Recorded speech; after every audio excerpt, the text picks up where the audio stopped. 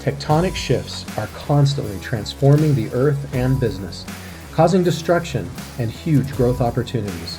I'm Nathan William, the host of Monetization Nation, where we learn how to leverage business tectonic shifts to transform monetization. Hello, Monetization Nation. When I started Monetization Nation less than 2 months ago, I accepted a challenge from Russell Brunson to publish every single day for a year.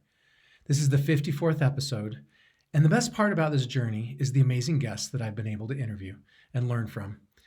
In addition to the published episodes, I've already recorded about that many episodes that have not yet been published.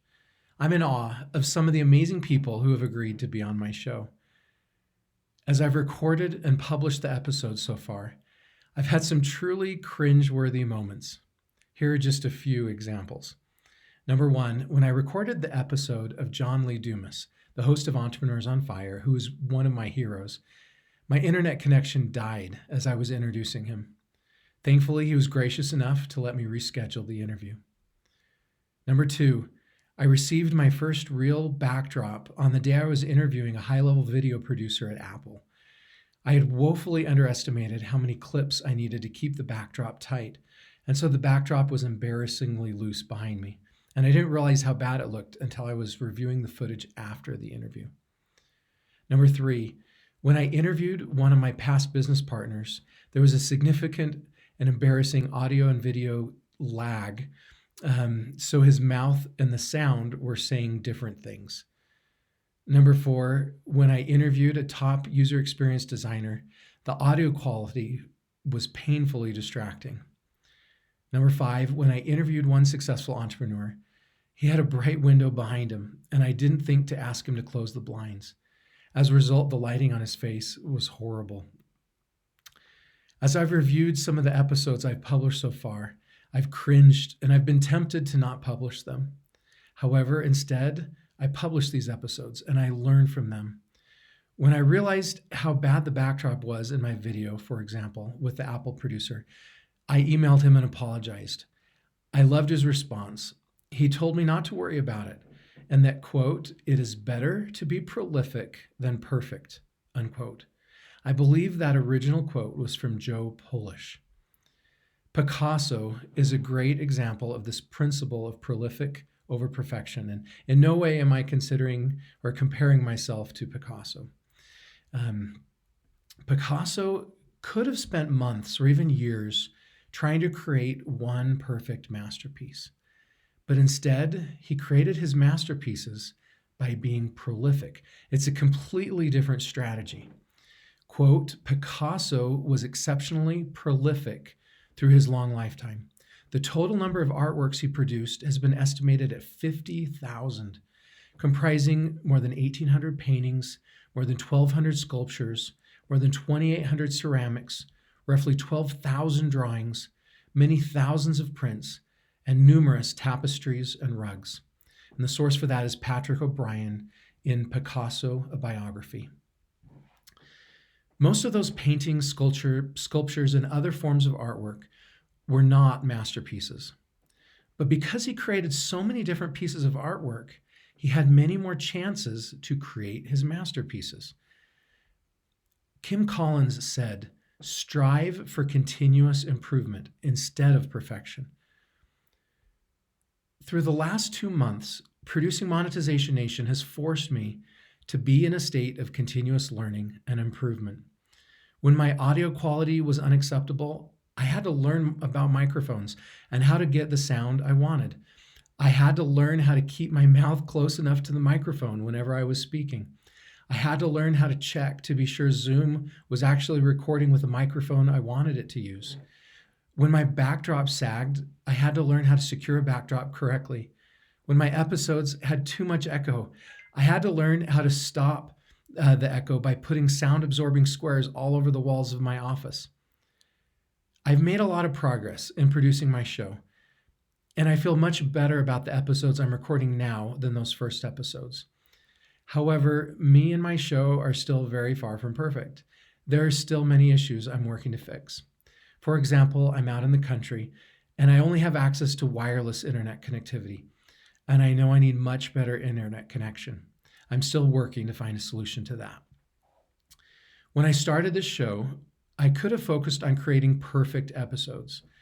But if I had done that, I probably would have only been able to publish about a third as many episodes, and they still wouldn't have been perfect. Because I was willing to publish imperfect content, I was able to publish a lot more content and learn many more things I could never have learned otherwise. Plus, content producers never know which blog post, podcast, or YouTube video is going to really take off. By producing a lot more content, I have a lot more opportunities to find that masterpiece that goes viral. Winston Churchill said, "Perfection is the enemy of progress." Hopefully, as entrepreneurs see me learning cringe-worthy mistakes, they will connect with me since they also make mistakes. None of us is perfect, so it's really hard for us to connect with and relate to someone who appears to be perfect or is putting on the false persona of being perfect. Imagine a software company that keeps putting off its release while they work to perfect their software. First, their software will never be perfect. Second, the only way to learn how to make great software is to put it out there and get real feedback from real users. Putting out imperfect software and then improving based on the feedback of real users will get us much closer to perfection than trying to create the perfect software in a vacuum without that feedback. But you might say that's scary.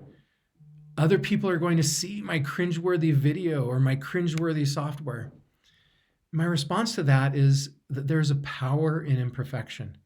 And that visible imperfection we are willing to show to the world creates authenticity.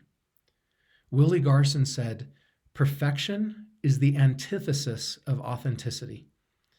I have a good friend named Deidre Henderson. Her husband helped me train for my first triathlon. Deidre was recently elected as the Lieutenant Governor of Utah. I'm so proud of her. In an interview with NPR, she said, "I had 5 babies in 8 years.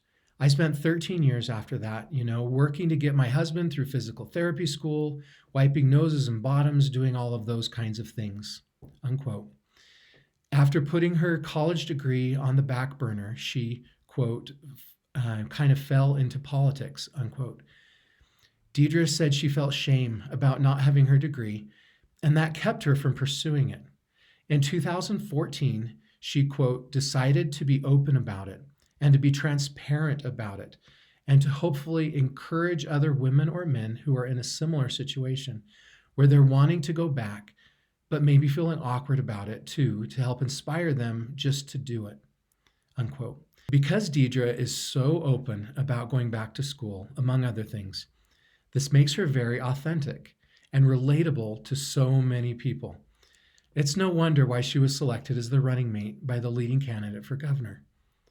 Hopefully, as entrepreneurs see me someday have a successful business powered by this show, they will have seen that I went on the journey they want to go through.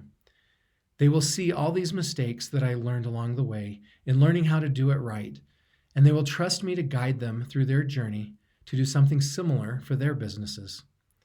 Here are some of my key takeaways from today's episode. Number 1, the expectation of perfection is the entrepreneur's enemy. Number 2, this expectation of perfection can paralyze an entrepreneur from being prolific and can reduce the opportunities for the entrepreneur to find their masterpiece, like Picasso. Number 3, let's be prolific so we have more opportunities to create our masterpieces. Number 4, this expectation of perfection can prevent an entrepreneur from being authentic and connecting with their customers. Number 5, imperfection can give us authenticity. Perfection is the antithesis of authenticity. Number 6, the goal is not perfection. The goal is continuous improvement. Gregos Rua said, quote, "Perfection is boring. Getting better is where the fun is," unquote. Number 7, let's leverage the power of imperfection to be far more successful than is possible from pretending to be perfect. So did you like today's episode? Then please follow these channels to receive free digital monetization content.